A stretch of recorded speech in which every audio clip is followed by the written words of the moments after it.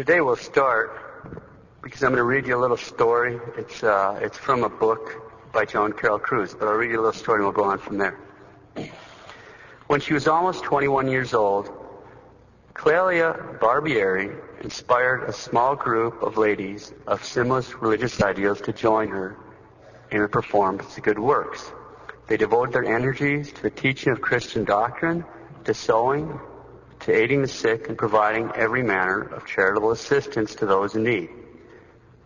Many unusual things began to take place. When there's no food in the house, the community prayed, the doorbell would ring, and food would be provided.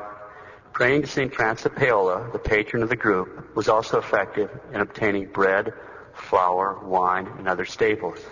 In addition, Mother Clelia, as she was then known, cured many people by using the oil from the lamp that burned before the portrait of St. Francis of Paola. Clelia died of tuberculosis on July 13, 1870, when she was only 23 years old. Her last words were, "Be brave because I'm going to paradise, but I shall always remain with you. I shall never abandon you." The evening of July 13, 1871, exactly 1 year after Clelia's death, while the sisters were at prayer in the chapel, they declared that they had a visitation. Quote, "Suddenly there was the sound of a high-pitched, harmonious, and heavenly voice that accompanied the singing in the choir. At times it sang solo. At other times it harmonized with the choir, moving across from right to left. Sometimes it passed close by the ears of one or the other of the sisters. The joy which it brought filled our hearts with happiness impossible to put into words. This wasn't of this world. We lived that day in paradise. From time to time, one had to leave the room. The emotion we experienced was so strong that it left you breathless until one had to call out, 'Enough, dear Lord, enough.'" Close quote. This miraculous event dismissed all their thought of the night's rest. Instead, since the Blessed Sacrament was not then reserved in their chapel, they decided to spend the night adoring the Blessed Sacrament in a nearby church. They again declared, quote, "But how great was our surprise when we realized that the voice had followed us and accompanied us as we began our prayers." Close quote. Clelia's voice prayed with them until dawn. Since that day, she has never left them, joining them in the most diverse surroundings and conditions. At the time of Clelia's death, there were only 10 girls who lived in the community. After the rule of the order was approved by the Holy See, more members joined the community, many being inspired by the voice of the Holy Foundress. After the Second World War, there were 236 members. During the 50s, the sisters numbered almost 300. In recent years, the flourishing order maintains over 35 institutions throughout Italy. Then mission fields beckon. Houses of the order will open in India and Tanzania, Africa, with a number of the local young women joining and practicing the ideals of the Holy Foundress. In the communities in Tanzania and India, the sisters hear Clelia's voice, which sings and prays with them in Swahili and, I can't pronounce it, it's an Indian language. When they pray in Latin, Clelia prays in Latin as well.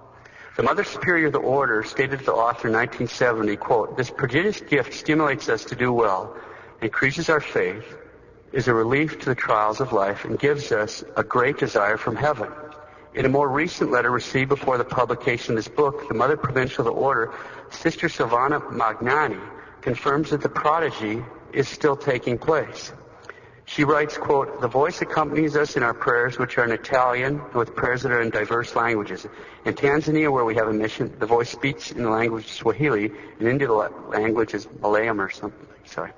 The voice has been described as one unlike any of this earth.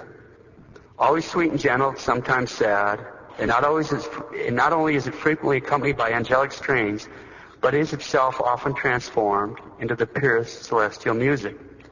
Many witnesses of unquestionable integrity, including original companions, various superiors and sisters of the order, priests, and lay workers in the order's hospitals, have adequately testified they've heard the voice. Many witnesses have given sworn testimony before ecclesiastical tribunals who investigated the prodigy prior to Clelia's solemn beatification on October 27, 1968, and before canonization on April 9, 1989. St. Clelia continues to let them hear her voice like that first anniversary of her death. Her nuns, together with many others, continue to hear a voice which prays, sings, and intercedes. It is a voice full of happiness when announcing good news for her family, the church, and the world. It is full of sadness when suffering is nearby. It is always calm and encouraging, a true sign that God never leaves us. So that's the first little story. Hold that thought. I'll read you a different story. This one takes place at Latrobe, Benedictine Abbey, Pennsylvania. A series of apparitions occurred there in the year 1859. The American press took up the matter and made fun of it. So the abbot, Abbot Wimmer, superior of the house, addressed this letter to the newspapers, and I quote from the abbot's letter. The following is a true statement of the case. In our Abbey of St. Vincent in the Latrobe on September 10, 1859, a novice saw an apparition of a Benedictine in full choir dress. This apparition was repeated every day from September 18th until November 19th, either at 11 o'clock or at noon or at 2 o'clock in the morning. It was only on the 19th of November that the novice interrogated the spirit in the presence of another member of the community and asked the motive of these apparitions. He replied that he had suffered for 77 years for having neglected to celebrate 7 masses of obligation, that he had already appeared at different times to 7 other Benedictines, but that he had not been heard, and that he would be obliged to appear again after 11 years if the novice did not come to his assistance. Finally, the spirit asked that these 7 masses might be celebrated for him. Moreover, the novice must remain in retreat for 7 days, keep strict silence, and during 30 days recite 3 times a day the Psalm Miserere, his feet bare and his arms extended in the form of a cross. All the conditions were fulfilled between November 20th and December 25th, and on that day, after the celebration of the last Mass, the apparition disappeared. During that period, the Spirit showed itself several times, exhorting the novice in the most urgent manner to pray for the souls in purgatory, for, said he, they suffer frightfully and are extremely grateful to those who cooperate in their deliverance. He added, sad to relate, that 5 priests who had died in our abbey, not one had yet entered heaven, all were suffering in purgatory. I do not draw any conclusion, but this is correct. It's signed by Abbot Wimmer. In a certain way, both these stories might seem astonishing. The fact that St. Clelia, like a good mother, keeps so close to her spiritual children, encouraging them, singing with them, and to them. It seems astonishing that a Benedictine monk might appear to his brothers, begging them for prayers and help. But if we stop and ponder the reality of the church for a minute, it shouldn't seem so astonishing at all. As faithful members of Christ's church, we shouldn't find these things astonishing. Wonderful, but if we appreciate the reality of the church, we shouldn't find it that astonishing. It's not particularly astonishing that the people in heaven, our big brothers and sisters in the church triumphant, want to help us out. And it's not particularly astonishing that the people in purgatory want us to help them out. Both these are concrete examples of profound reality the church is placing before our eyes in a special way the next 2 days. The reality that we're not in this alone. We're not in it alone. We're together. It's literally a family affair. As members of the Catholic Church, the one true church on earth, we belong to the communion of saints. We're not in it alone. We're in this together. Now, even though we already know all this, let's take a few minutes to have a quick review of our catechism on this topic, the topic of the communion of the saints. Question: what does it mean when we speak of the communion of saints in the Apostles' Creed? Answer: by the communion of saints is meant the union of the faithful on earth, the blessed in heaven, and the souls in purgatory with Christ as their head. Question: but Father, I thought saints were only the angels and the men and women in heaven. Answer: well, they certainly are saints, and that's why we call them saints. But when we speak of the communion of saints in the Apostles' Creed, we're using another meaning of the word saint. And in this case, it means not only the men and women and angels in heaven, but everyone that actually belongs to the true church of Jesus Christ. It means everyone who belongs to the Catholic Church. And that means everyone in the church triumphant, It's everyone in heaven, of course, like St. Clelia. And everyone in the church suffering. That's everyone barbecuing down below the earth in purgatory, like the Benedictine monk, who's periodically being led out of purgatory in this case to ask for help and prayers. And of course, that includes all the faithful here on earth. We're in the church militant, the fighting church. That's us. We're in the fighting church. Question, why is the church here on earth called the fighting church? Because we're fighting. We're fighting our enemies. We're fighting the devil. We're fighting that worldly spirit that tries to get us to reject Christ and to conform to its wicked ways. And we're fighting our very own worst enemy, which is our own flesh, our own fallen nature, our own disordered desires that will surely drag us to hell if we don't fight. We're fighting to get to heaven. That's why we're called the fighting church, the church militant. Question, what can the church triumphant, the saints in heaven, do for the souls in purgatory and the faithful members of the fighting church on earth? Answer, through the communion of saints, this bond that we all have with the one head Christ, through the communion of saints, the saints in heaven can help the saints in purgatory and the faithful members of the fighting church on earth by praying for them. They're watching so closely over us. Heaven isn't like light years away. There's a thin tissue right here between us and them. The spiritual realm is surrounding us.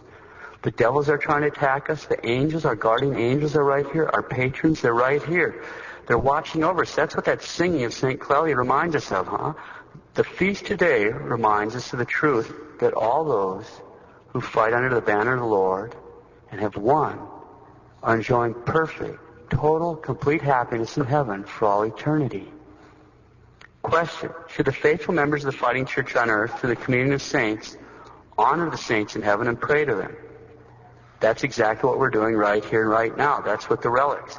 Here's a major relic, large bone from the unknown, but a martyr from the catacombs. It's big enough on a relic like that, the seals are actually on the bone, a lot of times. Anyway, that's a relic, it might be on the case. And relics up there, and of course, the feast. The faithful members of the fighting church on earth, through the communion of saints, should honor the saints in heaven and pray to them, because they're worthy of honor, they're friends of God, and they'll help us in our battles here on earth. We've got friends in high places, and that's what this feast should remind us of. Question, can the faithful members of the fighting church on earth, through the communion of saints, relieve the sufferings of the souls in purgatory? That's what the story about the Benedictine monk reminds us of. They need our help. They can't help themselves, but we can help them. Through the communion of saints, we can relieve their sufferings by prayer, fasting, good works, indulgences, and having masses offered for them. Also, that's why we've got the names. The names of all the faithful departed that everybody gave to us under the altar cloth during the entire month of November. I'll remember it, and I also wrote on there for all the intended ones that you forgot to give me, which is fine, because I have the intention. I'll come to that later, so they'll be taken care of. You can't give me stuff later, but they're not getting forgotten if you're sitting going, what did I do? Question, can the faithful members of the fighting church on earth help one another? As members of the mystical body of Christ, we help each other by practicing supernatural charity, and especially by the spiritual and corporal works of mercy. Basic review. Let's close with a few concrete suggestions. Every single one of us needs to have a devotion to the saints in heaven. Devotion to the Blessed Virgin Mary and St. Joseph goes without saying. And in general, we should also have a habit of reading the lives of the saints so that we're filling our imagination and our mind with the deeds of the heroes, We should get to know them. But each one of us also has a true devotion to our holy patrons. We need to know our patron saints. These are the great heroes or heroines we've actually been named after. Everyone should know the story of their lives. Teach your children and your grandchildren and your godchildren the stories of the saints they've been named after. We should celebrate our Saints' Day. I still get a present. I'm named after St. Philip Neri, and I still get a present from my folks on May 26th. And I like that, you know. I mean, the birthday is no big deal to me. A saint's day, you should have a personal relationship with your saints, okay? In 2 weeks, speaking of that, November 17th, that's a Thursday, that's the feast of St. Rose Philippine Duchesne. We've got the blessing in this community of having a patroness in heaven who actually lived here in Kansas and Missouri. So we had to make a special attempt on that day, and that's not just a pitch from me. I mean, that's a pitch because we'll get graces for it, to attempt to get to Mass that Thursday in her honor. And of course, with respect to the souls in purgatory, we need to help them out. Visiting cemeteries, placing a list of our beloved dead on the altar, having masses offered for them, making communions for them, uniting ourselves to the priest and praying for them during the memento of the dead. That's after the consecration. At a high Mass, you can tell because the altar boy steps back and I do this. I'm not looking at the missal. I go like that. I'm praying for the dead right then. I'm looking right at our Lord because that's what it says to do. And I'm praying for all the dead. Well, unite yourself because that's not just, I'm praying for you guys. That's why I'm up there. So unite yourself at that moment. Of course, I'll also be praying for all the ones right there that are right under the altar cloth. But let's do that, okay? Go for indulgences, which means we have to make the effort, I guess, of getting confession every 2 weeks. Mothers, when your kids are sick or hurt or whiny, teach them that wonderful Catholic mother expression. Offer it up. Okay. Let's be careful, each one of us, to not let any of our sufferings go to waste. We can pay the price.